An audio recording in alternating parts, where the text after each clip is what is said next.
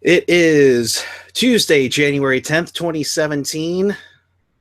We go into the house that Drew Remenda built, and we lay the smack down, although Edmonton shows why these aren't your little brother's Oilers. Sharks win 5-3 over the Edmonton Oilers in their debut at Rogers Place, not to be confused with Rogers Arena. Nonetheless, Sharks continue to hold first place in the division, and we'll be here to take it down all the way through. Good evening and welcome to Pucknology After Dark. I am not sharing. Hi, here we go. I am Eric Kura alongside Rocket Backhander. How are you, my dear? I am all right. How are you? I'm excellent, although Google Hangouts has decided to take a major app dump, so things have changed a little bit. So if you want to be a part of the show, use the hashtag PucknologyAD on the Twitter machine. You can also chat in the YouTube chat on the page or the app. And at the moment, you have yours truly at PuckGuy14 and capital R, capital B, little Ackhander 76. Don't forget, we are also presented by Audible by Amazon. Yes, Audible by Amazon. We partnered with them to provide a free 30-day trial. You can search up to 180,000 audiobooks, and you can keep one to yourself, even if you like the service or not. Visit audibletrial.com/PAD to sign up. You get a free book. You help support the show. Everybody wins except for the Oilers tonight. That's audibletrial.com/PAD. All right. Also, just a little reminder, make sure you subscribe down below. Make sure you hit up pucknology.net after the game because you're watching us now.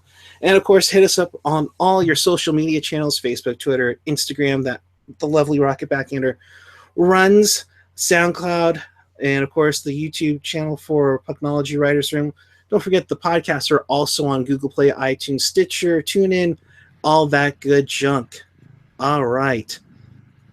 That being said, I think I got all my fancy graphics out of the way. Rocket, what did you take initially from tonight's game? Tonight's game was a lot of fun. Eric, I think your camera's stuck on me because all I can see in YouTube chat is me. I didn't see any of the graphics that you just put up. That's great. Well, I mean, I'm sure the graphics are a little more or not as lovely to look at as you are. No, but they're probably a little bit more informative than I am. That's true. I'll get those back in just a jiffy. Okay, so what I took away from this evening's game, I was surprised that they shut down Connor McDavid as well. I don't want to say it was simple, but they really did their homework on him and had his number. Not that he didn't have a lot of good looks and wasn't lethal and dangerous when he was on the ice, but they still did a really good job of effectively shutting him down. No, they played a great game against there we go. They played a really great game against them. It also helped having your best defenseman back in Marc-Edouard Vlasic. However, credit the whole defense, I think, on this one. When you can take care of McDavid, and it's not just McDavid, you also have to worry about Lucic. Draisaitl's been amazing this year, especially for my fantasy team. You have Nugent Hopkins. I mean, I know Lucic's been on a rough run. Everly's been on a putrid run, but and the guys who scored for Edmonton tonight aren't really the same guys you would expect for them to score. So, you let in 3, and this is one of those games where you need 5 to win, but they played fairly well with it tonight. I agree. I think that they started out the game on their toes. I think that's really what helped a lot, because if you look where the Oilers made their scoring chances were right off the face-off, right at the beginning of the period. So I think that they were looking to undermine and deflate the Sharks quickly, and that was, I think, maybe part of their strategy. But fortunately, the Sharks had a little bit faster on the draw. Yeah, it all started with a minute 39 in. Mikhail Bodker right place, right time. Has an open net to shoot at, and if he misses that, then the whole Sharks Twitter is going to be blowing up. It's like, how did you miss that? What are you, Tamu in 2002? He gets his fourth. Haley and Burns with the assist, another shocker. Michael Haley with an assist on that opening goal to make it 1-0. Tough breakdown on front to tie the game with Drake. I'm going to get this name wrong. Cagluli. Yes, Drake. that is incorrect. Drake Cagiula. Yeah. Oh well. You would think I would never have made it on Wheel of Fortune or something. He tied the game up, and it was a tough defensive breakdown because I think DeMello didn't have his head on his swivel and didn't see the guy come in right there. But it was still early, and then sure enough, Burnsy lets his shot go, and he makes it 2-1 right before the end of the period. And we've always talked about it before, where those late goals or those early goals can change the momentum, and I think Burnsy's goal really changed that one. I agree. That was the second one. Or was that the second one or the third one? That was the second goal. Okay, sorry. There are so many tonight. I have trouble keeping track of them. How funny is that? We're so used to having like 2-1, 3-2 games, then you get 5-3. You're like, oh, what? Yeah, no, this is way more volume of offensive production than I'm used to. I'm used to it just being a defensive shutdown possession game, 3 goals and that's it. Like they. Oh, hey, what did we say? I said 4 minutes. What did we get into? I think we got into 6 minutes. 6 minutes. Okay, all right. You're 2 minutes late, AJ. Yeah, what took you so long? I looked it up. No, screw you guys. When I looked it up, I wasn't supposed to be on tonight. No, but thank you for coming on anyways. I looked and I saw that there were only 2 people, and I'm going, okay, somebody forgot missed a memo or something. Hey, we do what we do, and we just who am I covering for so I can get paid for this later? Nobody. I don't think anybody signed up to be the third tonight. No, it was me and Puck Guy. Yeah. Okay. And the entire internet. Back to you, Puck Guy. Oh, I thank you. Thanks for letting me sneak in a water break while I can. Second period, the goal scoring machine that was Mikkel Bodker gets 2 goals in a matter of 6.5 minutes. Nice pass from Carlson, I guess you could say, to bury the second one to make it 3-1. And then Bodker again gets a tip off of a Vlasic shot, completes the hat trick, like not even halfway through the game. We're like 1 goal away. It's like, well, I mean, Joe didn't score it, but he's 1 goal away. Does he come out without his shirt on or something for the third? I don't know. But 4-1, you're thinking, all right, they're in good shape. Vlasic has 2 assists. Michael Haley has 2 assists. I mean, Jumbo better be careful. He might get scratched next game. But nonetheless, the third period, they come out. You see 2 quick goals by Edmonton. AJ, I mean, you see PDD take his timeout. I thought that was the perfect time to take a timeout right there. Yeah, we're so used to, T-Mac never T-Mac never met a timeout that he didn't love. For the second, I was worried in the second period, to be honest with you. I mean, they got outshot 16-8. 2-to-1 ratio. I was getting a little nervous with that, but of course we had that secret weapon Bodker that we've been holding for half of. We've been storing away for half a season. We'd been just storing that away, waiting for the perfect time to unleash it, and of course we do it against Connor McDavid. They did let him climb back, but I think a little bit of that you also have to take into account the problems with the defense that we had tonight with Vlasic and DeMello both getting hurt. Yeah. No, and Zach Devine saying Haley doing more work than Timo on the top line. Oh my God. Okay. Haley had a it's like, okay, Haley had a point tonight. And Bodker, okay, he had 2 points tonight. Bodker had a hat trick tonight with a game winner. Okay. When and where would you like to start the parade? It's preferably in June with a nice silver trophy, and we'll start it at Santa Clara Street. It's one game, people. No. It all starts with one game, people. With that being said, Vodka, if you had scored that fourth one, the things that I would have done on there. Oh no, you wouldn't. Oh boy. So third period, they get the 2 goals. Vlasic hurts himself late in the second. DeMello, I don't think we have an update on, but it was some sort of wrist injury.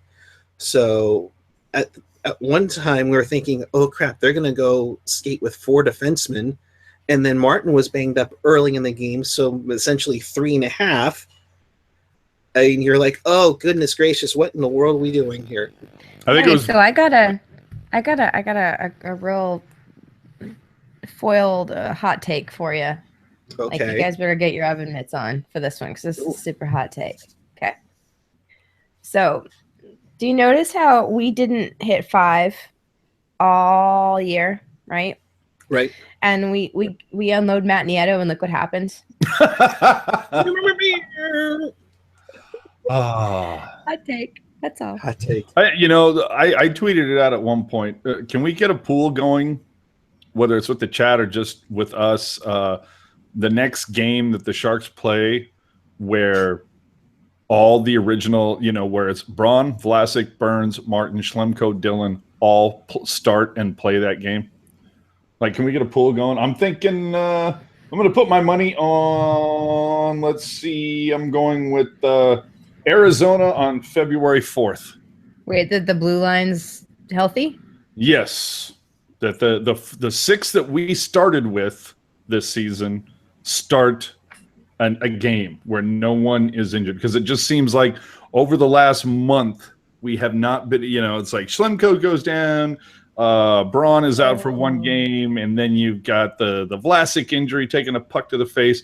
The Schlemko thing has been so mysterious. Like, it seemed like at one point, he's in the doghouse, and then it's no, he's not in the doghouse. It's actually like an upper body injury if you listen to Kurz. It's a lower body injury if you listen to Pishelka. Who knows what the hell it is right now? Or you go with the whole overall body soreness injury. I don't know, man. I'm going with Arizona because I think we don't see a healthy blue line until after the All-Star game. Yeah, no, I agree with you there, but I think it'll be later. I think it'll be 19th against Boston. I'm showing a little bit of optimism. I'm so filled with Bodker feels right now. I'm so optimistic. So very unusual for AJ. Right? But, I mean, if anything, this atones for having good defensive depth, which is something this organization has not had for quite some time. So that's... you got to look at it this way. It's good. And Gen in the chat. Sorry, Gen X in the chat wants to know if aren't the guys who are playing now are starters, or are they backups? Oh boy, oh, no. That's a debate for another show. Yes. All right. So third period, PDB takes his time out after 2 goals are scored by Edmonton. You're thinking, oh crap, here comes the new Oilers. You're thinking, this is crazy here. And then Logan Couture, what? How can you consider it crazy the way the Sharks have played defense in the last week? I mean, they pissed away that lead, two goal leads to Minnesota. That's true. Just a week ago, or less than a week, last Thursday. So to me, I was just kind of like, well, they just did this. I mean, Edmonton could storm back, but maybe it's the power of the Brody, of the 5-goal dance. Who would you say is more to blame on the 2 goals in the third? Was it the defense or the forwards giving Jones a spot to see things, or was it Jones? Because I almost want to say both of them kind of had issues. I thought there was the first goal I thought Jones would want to have back, but I thought the second one that came from the point was something Jones couldn't see right away. Rocket. Yeah, there was one of those goals that was completely the defensive breakdown. They were doing something else, and the puck just went because they weren't on some dude. I can't remember what the dude's name was, but it was a dude. Caligula. No, what's his name? Yeah. Oh, you know what? You know what? I got this from Kevin Lacey. He texted me, Kajula. Good for him. Okay. Bless you. You know what? Gesundheit. Thank you, Kevin Lacey. For me, the big one, it was the goal at the beginning of the third period where if you go and look at that replay, I don't know what the hell Paul Martin is doing. He doesn't have his stick in the lane. He actually, if you go and look at that replay, he actually turns his stick sideways, so it becomes less of an obstruction to the puck to get to the net. It was like Paul Martin still thought they were like doing their, little warm-up skate before the start of the third period. I have no idea what the hell Paul Martin was doing in that situation. He should have been the one to defend that at that point. I think it was the third goal. It was the one that came very early in the third period. I just remember being awestruck by. I'm like, Paul Martin, what the hell are you doing, man? Yeah, and plus he took, I think, a couple of shots earlier. So, like Ian Reed says, I for one always have my stick in the lane. Yeah, that's all I'm saying. And I know Rocket has much respect for that mustache, but that wasn't what was getting in the way of the puck. No, that's true. That's sadly true. If it was, hey, even better. But boy, do you think after seeing Couture do the splits for his goal, do you think he's in a falsetto in the locker room right now? Oh no, he's definitely getting that shit massaged out with like some what's the stuff that they use? Hookers. Arnica. Oh, that too. But like he's got some sort of blonde hooker giving him an arnica massage on the inner thighs, and if he's not, he should. Oh, Zach Devine saying per Kurz, DeBoer says DeMello's injury doesn't look promising, which you could pretty much say. What does that mean? That means that we're going to see Tim Heed tomorrow in Calgary, boys and girls. Yeah, I don't know if it's going to be Heed. I bet it's Mirko that gets the call up. Well, that's true. He has drawn 3 penalties in the games that he's been up this time, and he did get a goal. Of course, we all thought that was a sign of the apocalypse when both Mueller and Bodker get a goal. Bodker scoring in 2 consecutive games and a hat trick.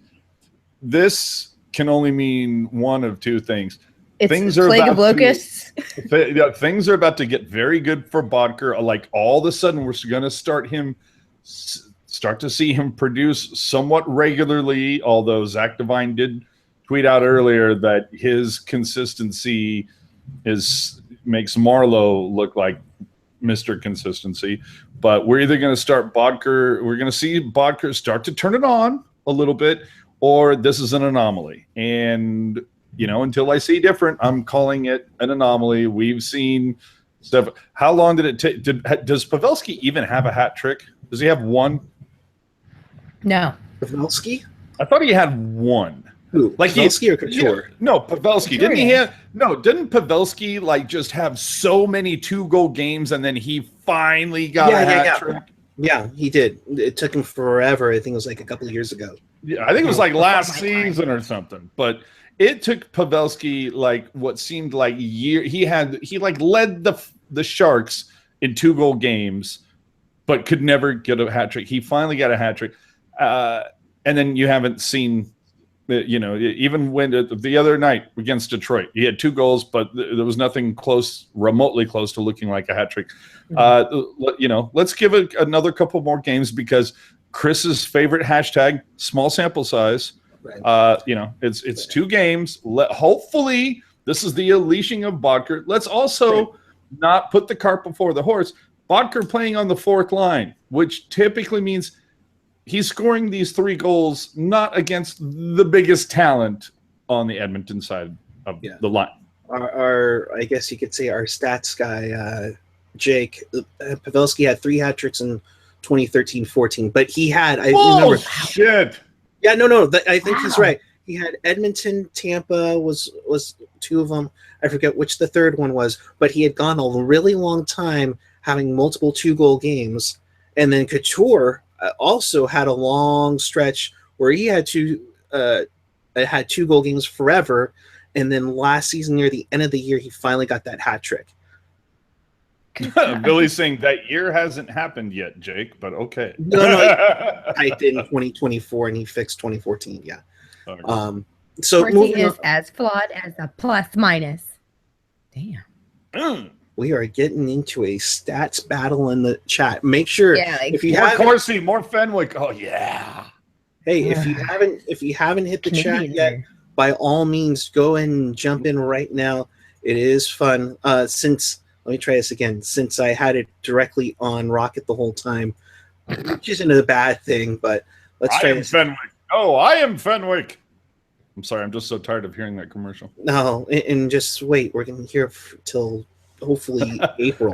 and Rob gets a hattie on the 4th line, then Haley can get one too. Oh, hey now. No, Rob calling me out on the chat saying, dude, Bodker got a hat trick. Can't you be a little happy about it tonight? I am. I'm happy he got a hat trick and a game winner. I mean, he got a game winner. But you know what? That's great. And you know what? It's also really great that moment that the sun shines on a dog's ass. Doesn't happen that often. But it does happen. And when Bodker starts contributing to this team on a regular basis, granted, his last 10 games have been much bigger than the first 30, but let's see him contribute on a regular basis. Does anybody know, has he finally surpassed Hurdle in points total yet, even though he's played 25 more games than Hurdle? Has he finally surpassed? Not. Finally, anybody on the chat know this yet? Because I know going into tonight, he still hadn't surpassed Hurdle in points. Laurel saying, bitch, this is AJ's happy.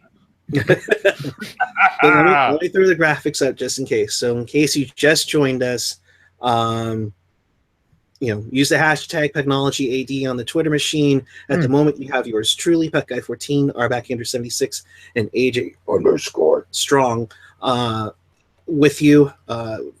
By all means, just there's so many ways to interact with us. Please do so. We love to hear from you. And obviously, you already seen it. So, all right, back to you, AJ. Just a couple of quick ones in the chat. AO asking, what am I going to do if she says Brode? I'm assuming she means Bodker gets another hat trick next game. I'm going to do the same thing I did today. I'm going to go, oh, good for you. Now do it more often. And then, of course, Gen X kind of echoing what I said. Blind squirrel finds a nut occasionally. So let's see him find it a little more regularly. And I still won't get a Bodker jersey, but at least I won't dump on you as nearly as much as I usually do. You look at it this way. He finally got off the schneid the other night. He contributed, being the right place, right time, I think is probably more than anything that contributed to these 3 goals. So he's finding spots. He got tired of being the lazy bastard in the room. Now it's all he just put the spotlight on Ward and Carlson. Come on, guys. It wasn't that he got tired. He was like, now that damn kid from Long Beach is gone with his bullshit rap all the time, I can actually fucking focus. Yeah, he's like, I can focus without Nieto's retarded rap music playing in the locker room every goddamn time. No. Hang on, guys.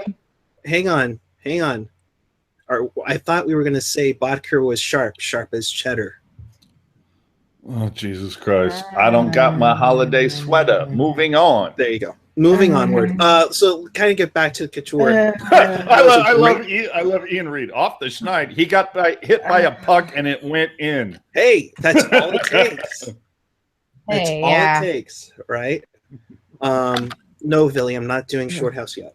But the effort that Couture had on his goal. I mean, Depot checked it out from the defenseman, and then comes in. He gets his shot. Sekera pretty much threw his stick. Then he falls down. The puck bounces off. Of course, they check for the distinct kicking of his skate. But let me ask you this though: if the refs would have had the ball, because what were they challenging? Goaltender interference? No, they were reviewing if it was a distinct kick. Oh, it was a kicking motion. Even if they had ruled that he did kick it in, which there is no way in hell you could have, because he wasn't even looking. He didn't even see where the hell it was at that point. But how jacked would it be? Because I'll tell you, I was actually listening to the Edmonton feed at that point, and Drew Remenda, beloved Drew Remenda. How did you get Drew Remenda feed?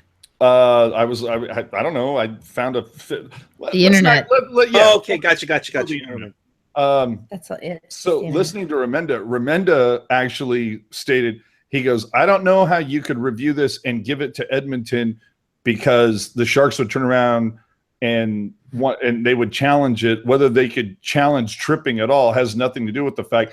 It would just go back and look, because Couture was actually tripped at that point. Yeah, I mean, you could almost. It's like he couldn't have Couture on it. Well, Couture couldn't have kicked it in unless he got tripped. It actually probably would have benefited the player that tripped him had he not tripped him. And on the broadcast tonight, on the Sharks side, Biggs is like, he's not even looking at the puck. Yeah. Okay, I'm sorry. I'll stop. No, not you. The cat. He gets obsessed with dangly things. Rocket is annoyed with their pussy right now. Just let it go. Okay. It's not even my puss, man. It's not. Yeah, it's not even her pussy. It's random pussy. Yeah, it's random pussy in my lap. Just traipse through the house. Moving on. Next. Rocket. What did you think of Martin Jones tonight? Joner, that was probably his finest performance all season.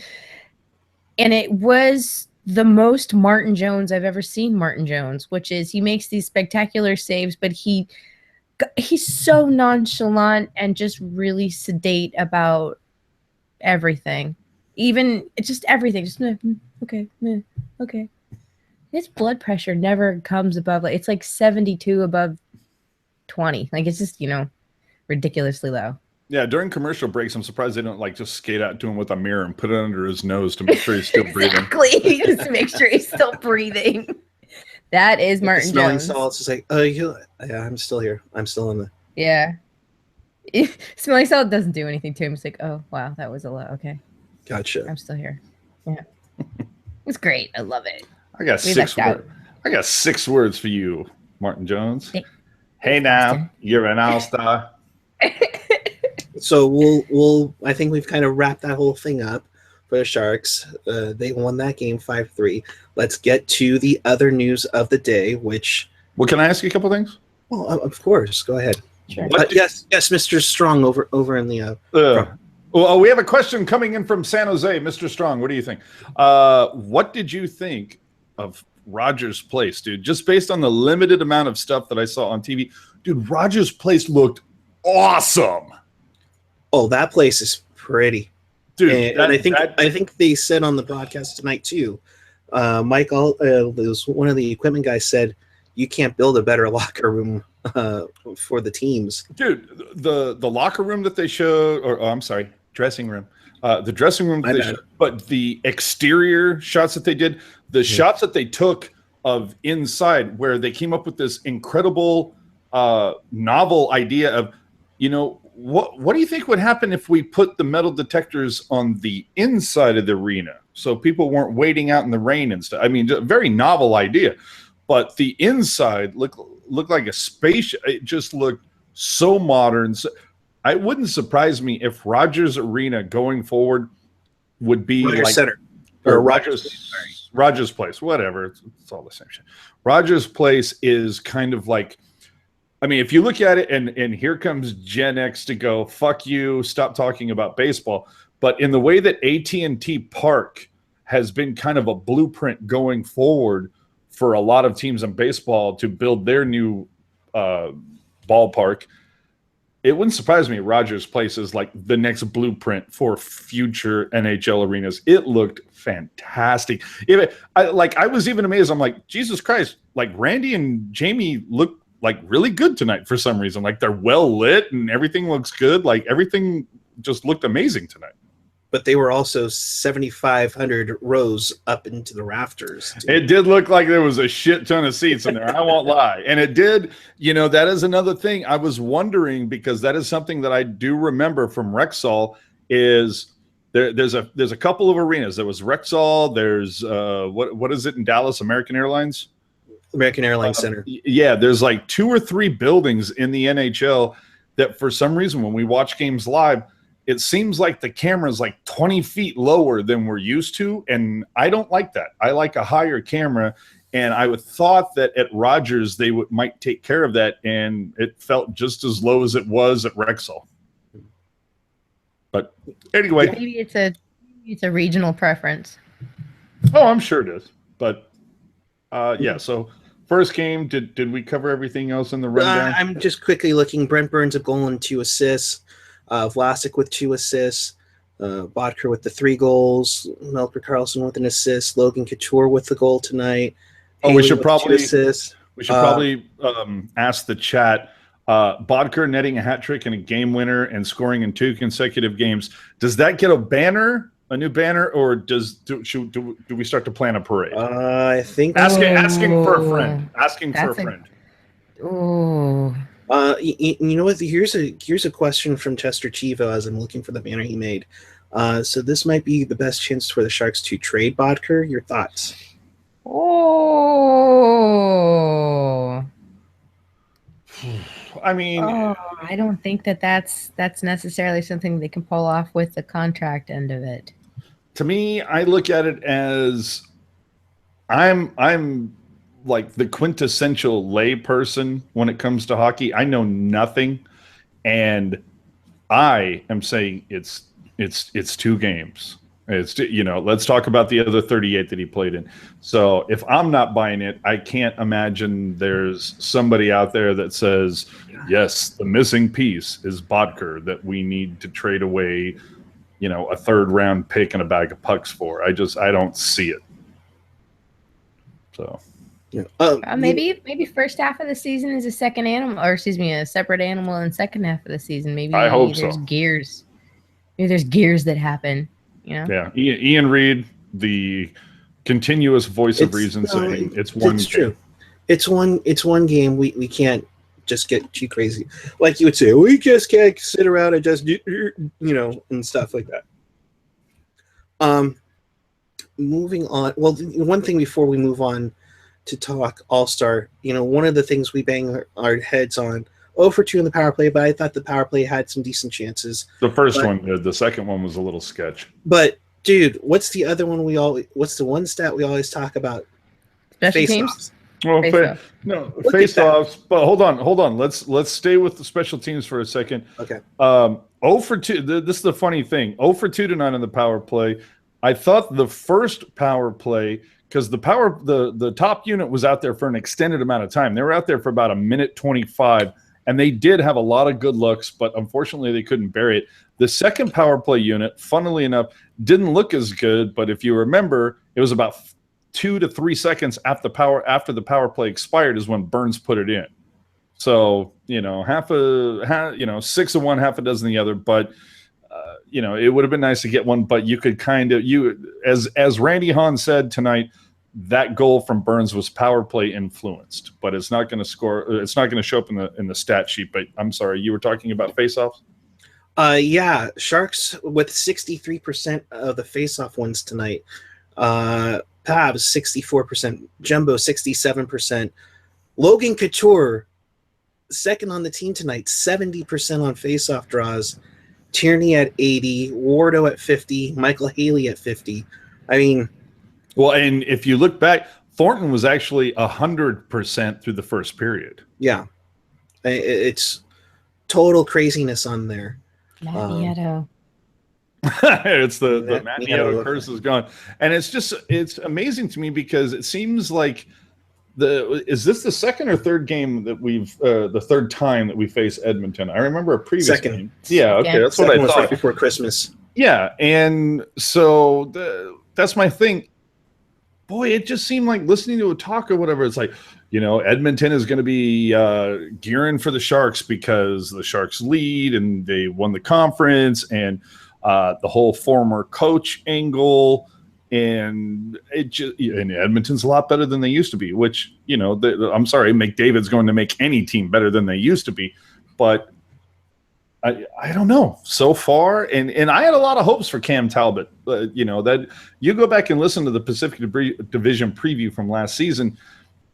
That was one of my things about Edmonton. It was like they just can't solve the riddle in between the pipes. And I thought Cam Talbot was going to help them out this year. But then again, everybody thought Elliott was going to help Calgary out this season. So who knows? Well, and let's not forget, Cam Talbot was one of the guys the Sharks were interested in prior to acquiring Jones.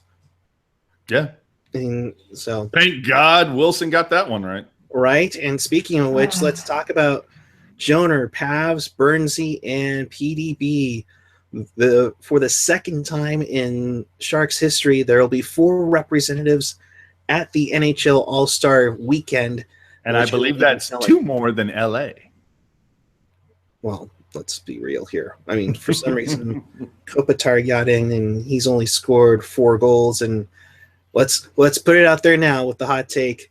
Bodker has more goals than Anze Kopitar, the All-Star. Yeah, that's amazing. And also, let's throw in that let's call it what it is. If Quick doesn't get injured, the opening game of the season, Quick is very likely the starting goalie for the Pacific, just based on the location of the All-Star game. Oh, sure. But Rocket, I'll start with you on this. You got Bernsey, Pavs, Joner going to play in the All-Star game. Your thoughts? This is just fun, light stuff. They don't really, this isn't competition for glory and pride of team and region. It's just, a bunch of guys who know how to play good hockey getting out and showcasing their stuff. I'm not really looking forward to it as much as I was last year, just because there's not that storyline. And the entire internet is not trolling the NHL this year, which is a little sad, but hey, it can only happen once, and I'm glad I got to be a part of it. It'll be fun. It'll be what it is, but yeah, no points. AJ, what did you think of the 3 guys getting in? I mean, well deserved, absolutely. It's funny that Thornton was in the conversation, but was left out. But I can't, there's nothing, I got no hate in me. I'm not drinking the haterade. I think Thornton was left out for good reason. I mean, he have a phenomenal season last season after, getting over concussion and learning DeBoer's system. Basically, after Thanksgiving, Thornton was a point per game player. And let's call the All-Star game what it is. It's so silly that, the vote is over before we're even at the halfway mark of the season. So I don't understand how you can call it an All-Star game per se. I think this is something that should happen at the end of the year, because you're just counting how somebody did, how well somebody did essentially the first 8 weeks of the season. But Thornton didn't deserve to go this season. If you're just going to count what he's done this season, if you want to count what he did, last February, March, April, May, then yeah, you could make a debate that Thornton should be there. But, I'm definitely one of those people that is very much kind of like, screw the All-Star game. Like, just make that that's where the entire league should get a week-long bye. Let everybody heal bumps and bruises, whatever. The whole league just takes a break, do it during Super Bowl time, because everybody's focused on that anyway, and then come back for the second half of the season. If you want to give out accolades for statistics or whatever, you give them a trophy in Las Vegas that says, hey, you're an all-star. You give them a little crystal star, and you were an all-star this season, and there you go. Yeah, I mean, but here's the thing. Joe Thornton has 2 goals. Joe Thornton has 2 goals and 22 assists, 21 assists. And those 2 goals had empty netters. Yeah, one was an awarded goal, and the other one was an empty netter. I mean, yeah, Joe was in it, but I mean, let's put it into perspective. let's put it into perspective, Eric. Bodker had more goals tonight than Thornton's had all season. Right? I mean, let's be real here. But yeah, Pavs. Yeah, you could say Pavs can get in. I thought that was a good choice. Burnsy, of course. I mean, if he wasn't in the All-Star game, I mean, they'll be starting riots in downtown San Jose tomorrow, and not the ones that you see in Vancouver either. So, no one said. I don't know about riots, but there'll be like a group of people on a corner that are shaking their fists and wanting people to honk at them. But that's hardly a riot. The thing is that there's no way that people are not averaging in things that happened last March and April and May to their vote now. And that's the thing that I have a problem with. Too many times we've seen a player light it on fire for the first 8 weeks of the season, go in and get voted All-Star, and by the time the actual All-Star game rolls around, they've fallen off a cliff, and there's 4 other players in the league that actually have more goals and more points than them by the time the All-Star game starts. That's what I have a problem with. Something funny in the chat? Yeah, they're saying what the riot would be, and Ian Reed saying it'll be Puck Guy with the sign. No, I figured it would be Puck Guy with an angry tree. No, that's true. Angry AJ Tree, your thoughts. That'd be awesome. And back-to-back games where the Sharks score 5. So banner or parade for that? Oh, parade, definitely. Okay. With Brody Brazil as the Grand Marshal doing the happy dance. Sure, we'll go from the Whole Foods to Patty's Inn. Yes. That'll be a nice, long, leisurely stroll. Yep. Wow. We'll get somebody's radio flyer and have somebody stand in it. Just pull it. There you go. I would like that. Thank you. That would be just enough time to finish your drink. Yeah. Yeah. See? Well, it's jumbo style, of course. All right. Let's move to around the league here. Sure, why not? It was. Sorry, I heard around the, and then all of a sudden I get excited. I'm all, oh, here it comes, here it comes. Wait, should I? There you go. Welcome to this episode of Pucknologist After Dark. Buffalo beats Philly 4-1. Holy mackerel! Buffalo's on fire. Carolina 5 beats Columbus 5-3. Oh boy. Did somebody cam ward that bitch? Somebody must have cam ward that bitch, and is Torts on the hot seat now. Bag They've lost everybody last every 4. day. I see. Now look, I'm not going to sit here and pat myself on the back while I do it. I told you the Columbus thing the pendulum was going to swing the other way, my peoples. Yeah, no. That's crazy. In overtime, Nashville beats Vancouver 2-1. Nice ending there.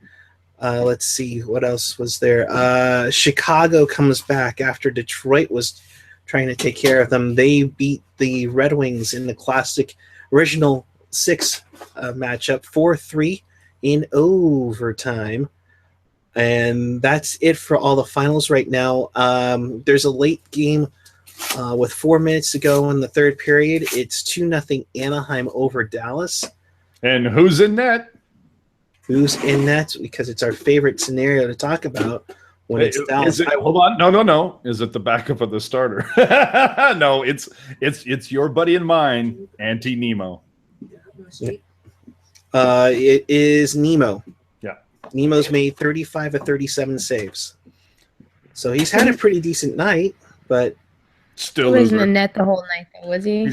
He's still he's been in goal the whole time. He's a loser. Okay, he's a loser. Hey, can we talk about the fun that I know this is totally off topic, but we are kind of like around the league, around the horn. Can we talk about and off the rails?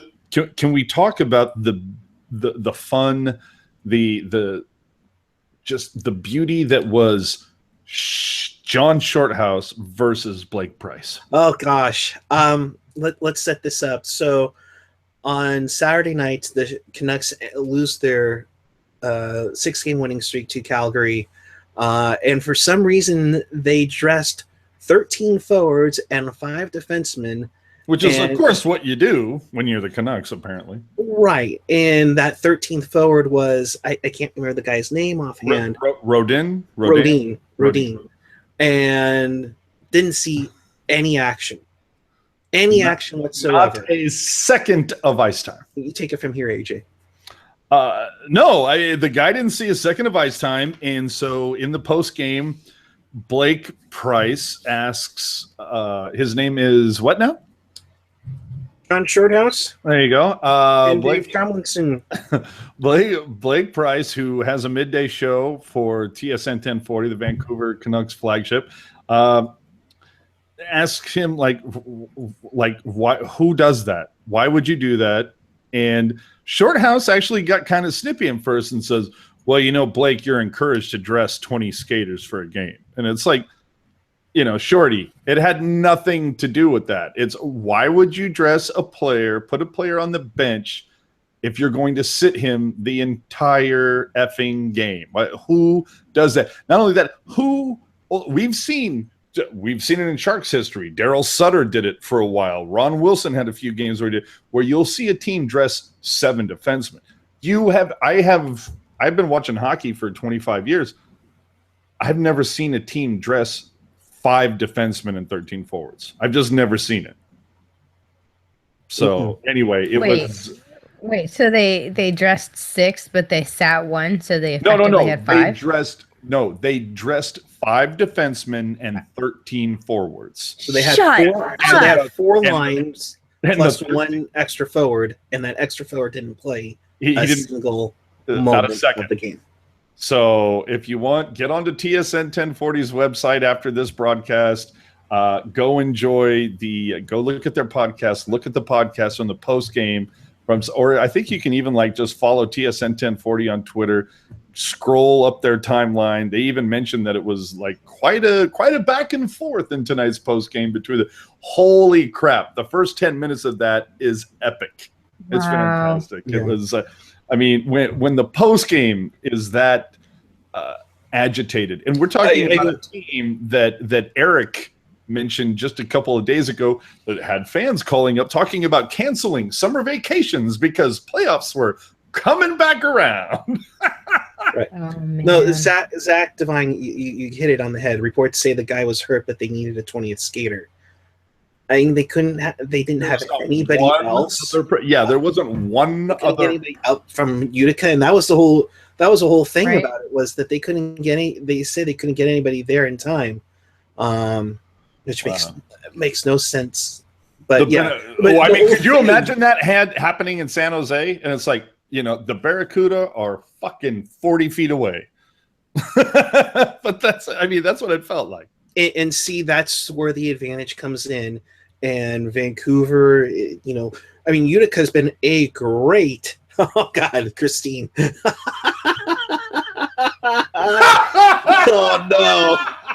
Oh no. Could AJ and Puck Guy do a dramatic reenactment of the event? Oh no. I love it. You know what? Let us work on the script a little bit. We got to listen to it a little bit more. We'll do it for the Saturday show or something. I'm looking forward to. Tomorrow. You can do that tomorrow. Okay, but the real fucked up part is I'm going to do the part of Shorthouse. What?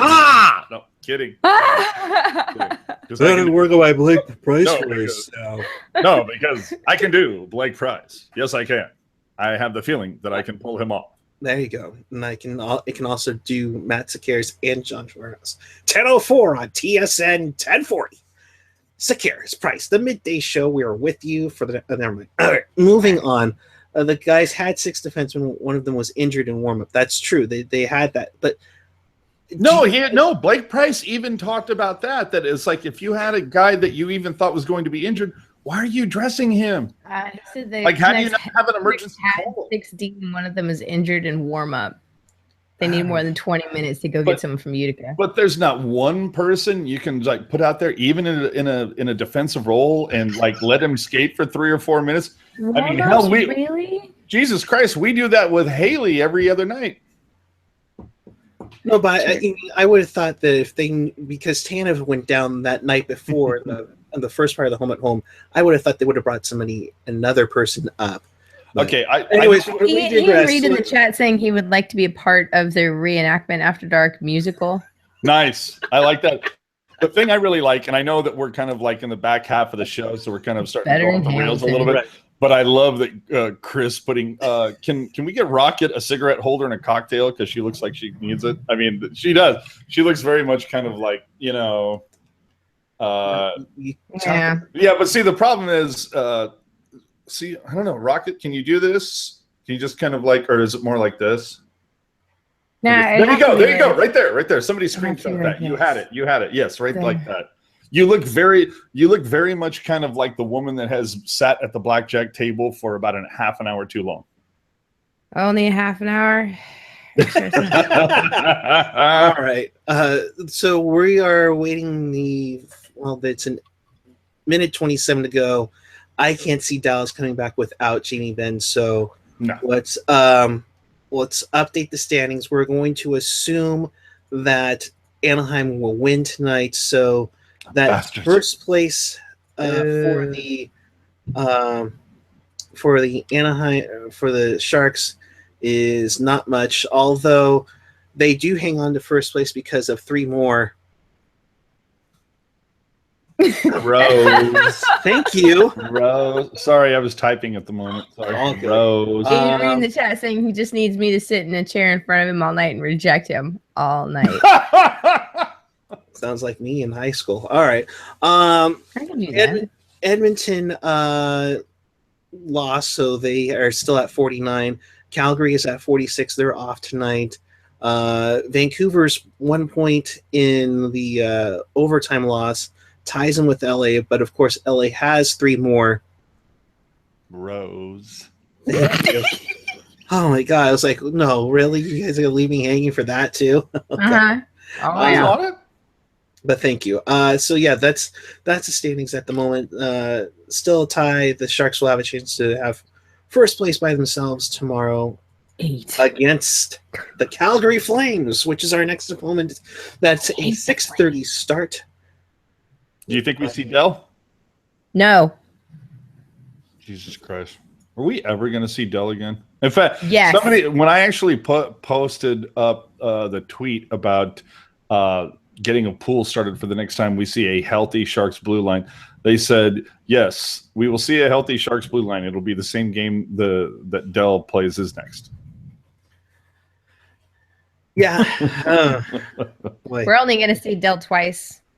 More regular season 3 times total, most at the tops 3. Oh dear Lord! Yeah, you guys think I'm kidding? I'm not fucking around here. No, 3 tops. No, it feels like the next time Dell gets a start is going to be like at Colorado on it's going to be January 23rd. Oh yeah, no, I was going to say it's going to be at Colorado February 4th against Arizona. Yeah, at Colorado on the 23rd. See, I think he'll start on January 21st. Because it's social media night. Hey, I think he should start tomorrow, but whatever. I agree too. I think he should start tomorrow because you don't have too many back-to-backs, but you have a lot of back-to-backs to go through, and I think those are golden for him to start those, unless you just want to have Jones play 77 games of the season. So let's should Vancouver have dressed Dell as a 7th defenseman? No? Okay. Well, take your hot takes at 844 TSN 1040. So the hottest of the hot takes. That's right. Tell me I am wrong. It comes at 11:30. Memo 2 at 1:30. You're wrong, and you're wrong. The mayor of Wrongville, you couldn't be more wrong. You know what? How about a big bag of no? Yes. All right. So what are you looking for Rocket against Calgary tomorrow night? I'm looking for a giant ass whooping I want Logan to get out there and rearrange people's faces with his stick and the puck in the back of the net. I want the goalie's water bottle to go flying everywhere, and they have a delay of game penalty because they need to get out there and clean up all the water off the ice. Like, I want them to break the goalie's water bottle. I hate Johnny Hockey. I hate the Flames. I can't stand Calgary. So I really want to see the Sharks go out there and whoop some ass. And I don't really care if Jones is a netter or not, whatever. If he feels like being a net, that's cool. If not, then hey, we got Dell. AJ, what do you expect? Dude, Dell doesn't even start himself in NHL 17. What are you talking about? No, that's a joke that I just ripped off from Chester in the chat. Yeah. Chris has a good question. Who plays less games, Talbot or Jones? I'm gonna. That's a tough one. You know, it's really tough. I think it's tough. Who plays less games, right? Oh, plays less games. Is that what he's saying? I think it's Martin. Yeah, who plays less games? I think it's less games because they just waived Gustafson earlier this week, and I can't see them going with the goaltender. Boy, who plays less?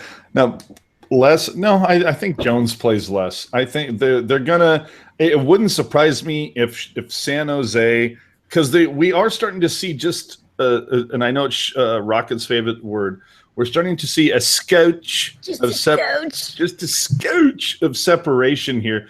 For the longest time, the difference between first and fifth in the Pacific was 6 points for like a month, and now it's up to 8. And another couple of games, it could be 10, it could be 12. So I think you're starting to see the Sharks start to separate. The top 3 of the Pacific are just now kind of starting to pull away. And I think DeBoer might use that as the way that he can get Jones a little rest. He's going to need some rest going into the playoffs. So, yeah, I think Jones plays less. Chester Chivo might actually have a better joke this time. Dell has a better shot at being the 6th D-man if Mirko and DeMello can't go tomorrow night. Wouldn't surprise me. Wouldn't surprise me at all. I mean, Ian Reed in the chat suggested earlier that somebody, Tanya Harding, Marco Mueller, just to get him out of the way. Nice. Wow. Christine says Talbot, who plays less Talbot because we'll go further in the playoffs. Well, I would say Talbot plays less because Jones is playing the All-Star game. Yep. Nice. Calgary. Calgary and the Sharks, they're almost similar in their last 10. Sharks are 6-3-1. Calgary's 6-4-0. The Calgary's 11-10 at home. The Sharks are 11-9-1 away, which is almost the same. So I think tomorrow, and if I remember correctly, there was somebody on the last PAD who I think it might have been Ian or Hockey Jerk. No, but I think it was Ian who called the Calgary game a trap game. That they were going to be keyed up for Edmonton, and Calgary could very easily be a trap game. Yep. And it wouldn't surprise me. Wait a minute. I think I have my list right here. Let's take a look. Hockey Jerk calling a win tomorrow in Calgary. Of course, he called a loss today. Ian calling a loss in Calgary. He did call this a trap game. Rocket predicted this as an overtime loss, as did I. So we're all kind of on the fence that tomorrow might be a trap game. But then again, Ian and AJ were the only ones that called a win for tonight's game. So, ha-ha! And so far, I'm perfect.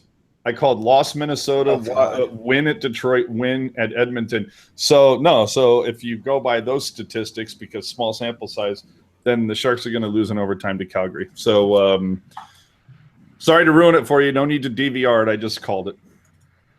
Spoiler alert. I mean, come on. Yeah, it's going to be a 4-3 loss, and the Sharks are going to. Bodker's going to have another hat trick. Wow. Wow. And for that, I'll say, oh, good for you. I'm just going to think it, but yeah, I'm right there with you. One last thing. One last thing regarding the Oilers. Chris and Hockey Jerk had a great interview with Trin from the OilersRig.com. If you haven't seen it or listened to it, make sure you stay on this channel and look at it after the game. Great interview. At the very least, listen to it just for the comments that came from Edmonton regarding Drew Remenda. It's amazing. It's absolutely amazing. I mean, if that doesn't make you want to listen or watch it, nothing will. And we're telling you, you need to watch it. Damn it, you need to watch it. That's for sure. Or listen. Or listen. Either way. I'm just putting that out there. Don't discriminate. Hey, no hate. Appreciate either way. You know. With that, final thoughts, Mr. Strong. Hey now. We're gonna have a new Pucknologist on Thursday. And besides wrapping up the week that was in Sharks hockey, some interesting news came out this week about the Sharks season ticket holder packages, what you might know as Sharks 365. And we're going to cover the changes, the good and the bad, and what some Sharks fans on Twitter are calling the fugly. So check us out. The Pucknologists, that should be hitting you late tomorrow night, early Thursday morning. Wait, you're recording tomorrow night during the game? I'm sorry, I've got my head up my ass. It'll come out late Thursday night, early Friday morning. Got your back, bud. There you go. Thank you. Keep me on point. Miss Rocket Backhander, my dear, your final thoughts. Hey, what's up? Final thoughts. We have rounded the corner into the back half of this season, ladies and gentlemen. I was at practice yesterday, and I have to say that I think somebody has been listening to the Pucknologist podcast, because I saw a marked difference in tempo and intensity at the skate practice yesterday from both from both the skaters and coaching staff. So I think everybody knows that we've reached phase 2 of the push for the cup. So this is going to be, I think, a whole other set of gears that we haven't seen from this group. I believe the changes that they've been struggling to make in the first half of the season will begin to solidify in the next couple of weeks, in the next couple of games. And hopefully before the All-Star game, it'll all start to click. And I'm excited. Go Sharks. Eric? Yeah, no, thank you for that. Like I said, you check out the Pucknologist podcast. That'll come out late Thursday night, Friday morning. Definitely check that out as always. You have, if you missed the writers' room earlier on Sunday, definitely check that out. Like I said, check out Chris and Hockey Jerk's interview, Trin from the Oilers Rig. Great insight from the Edmonton. Definitely appreciate Trin. Thank you for helping us out. We're trying to build connections throughout the podcast world to bring more insightful guests and kind of reach out to find out, know your enemy. I think that should be the little catchphrase there. If we could get away with playing Green Bay, we would. But let's see. Most importantly, Google Toolbox, you need to come back. Make sure you subscribe. Make sure you hit up Pucknology.net for all your Sharks news and opinions. Of course, follow us on our social media channels: Facebook, Twitter, Instagram, SoundCloud, the Pucknology Writers Room channel. Subscribe to our audio streams either on SoundCloud, Google Play, iTunes, Stitcher, TuneIn. I don't think we're missing any of them anymore. Another quick note, once again, the 2017 Sharks Tweet Up will take place next Saturday on Social Media Night, which is also Jumbo Chia Night against the Colorado Avalanche. Great seats are still available, so act now. We still trying to figure out some final things that we're hoping to get done this year, but like AJ and I said the other night, we're really, really trying to get things together for next season and make it a star-studded affair. All right, with that, the Sharks win 5-3. We will be back with you. Yes, Gen X buttons. Yes. Buttons. We'll be back with you tomorrow night following Sharks and Flames on this same channel. And until then, keep it real, keep it tight, keep it real tight, and good night.